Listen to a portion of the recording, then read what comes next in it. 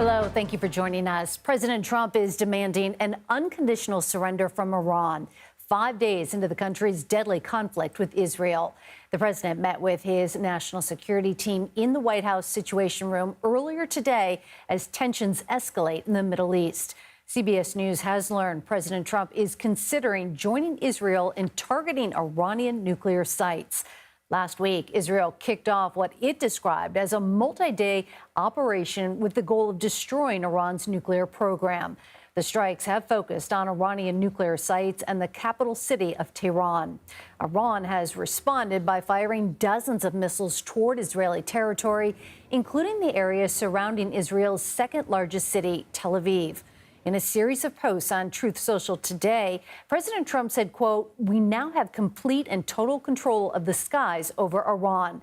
He later said in a separate post, quote, "We know exactly where the so-called supreme leader is hiding," referring to the head of Iran. The president goes on to say, quote, "We are not going to take him out, at least not for now, but we don't want missiles shot at civilians or American soldiers. Our patience is wearing thin." CBS News senior foreign correspondent Holly Williams is on the ground in northern Iraq, where some Iranians are fleeing their home country. Holly. Like other international journalists, we cannot get into Iran at the moment to report on the conflict from the ground there. But here in Iraq, we've travelled to Iran's border, where we've seen Iranians crossing that frontier, some saying that they are fleeing Israeli airstrikes. Now, most of those Iranians did not want to speak to us on camera because they're worried about punishment from Iran's government when they go home.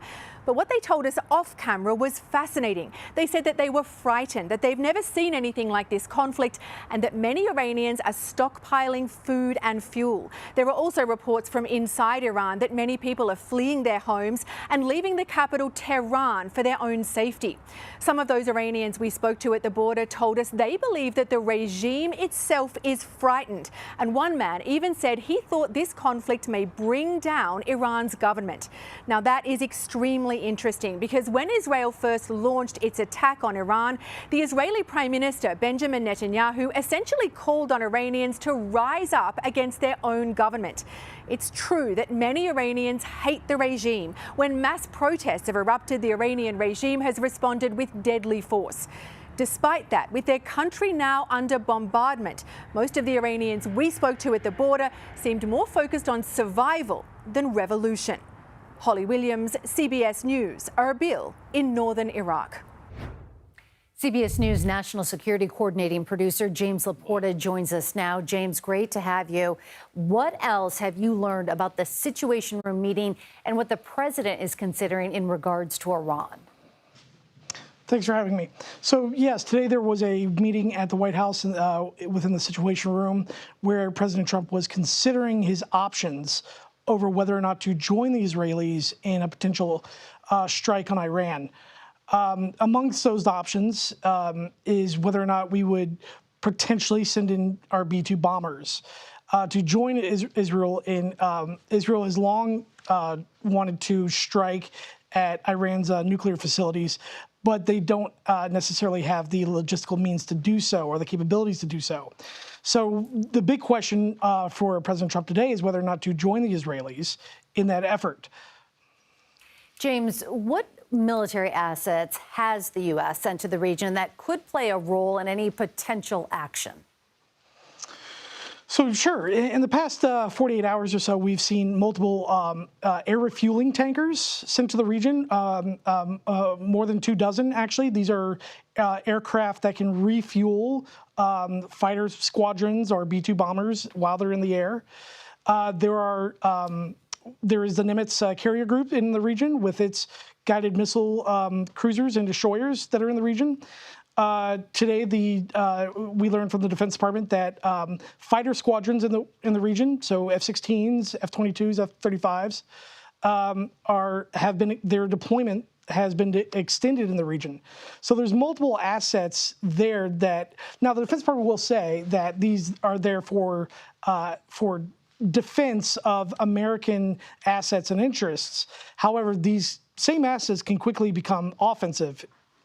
All right, James LaPorta with the very latest on that Situation Room meeting today. Thank you. Thank you. CBS News congressional correspondent Nicole Killian joins us now from Capitol Hill. Nicole, some congressional lawmakers have introduced a bill to keep President Trump from attacking Iran without congressional approval. What more can you tell us? Yeah, well, just to be clear, this is a resolution, not a bill, and there are actually several resolutions that have been proposed, but one that is getting attention is that of Kentucky Congressman Tom Massey, which was co-sponsored with California Congressman Ro Khanna, and that, as you mentioned, would prohibit the U.S. from being involved in any type of conflict between Israel and Iran. But there are also, as I mentioned, other resolutions as well with respect to war powers. For instance, here in the Senate, Senator Tim Kaine also introduced a resolution this week that basically would require a debate and a vote in Congress before the U.S. were to take any potential action. And you also have Senator Bernie Sanders, who introduced the No War Against Iran Act to prohibit any U.S. federal funding from being used in any kind of military force, potentially if there was some involvement with respect to Iran. So there are lots of measures floating around, most of them symbolic in nature, but nonetheless a sign that some in Congress don't want to see the U.S. dragged into a larger conflict here. Nicole, on the flip side, what are some of President Trump's allies in Congress saying about the conflict? Well, just to be clear, I mean, we did see today here on Capitol Hill Vice President J.D. Vance. He met with Senate Republicans for their lunch today, where this issue of the conflict between Israel and Iran did come up. You know, the vice president tried to make clear that certainly the president remains concerned about the potential for Iran to develop a nuclear weapon and is concerned about Iran having enriched uranium. So the president certainly wants to take precautions and make sure that that is a situation that doesn't grow, if you will. We also saw the Director of National Intelligence, Tulsi Gabbard, here on Capitol Hill as well for a closed-door hearing with lawmakers. This was more related to the budget, but certainly this issue did come up as well. But before entering that briefing, Gabbard did say that her position is consistent with that of the president, and that she did testify earlier this year saying that the Intelligence Committee the intelligence community rather, didn't have enough information as of yet about Iran creating a nuclear weapon, or didn't believe that Iran was creating a nuclear weapon. So she continued to stand by that testimony and insisted that it is no different than what the president is currently saying in his current posture. All right, Nicole Killian, it's always great to see you. Thank you.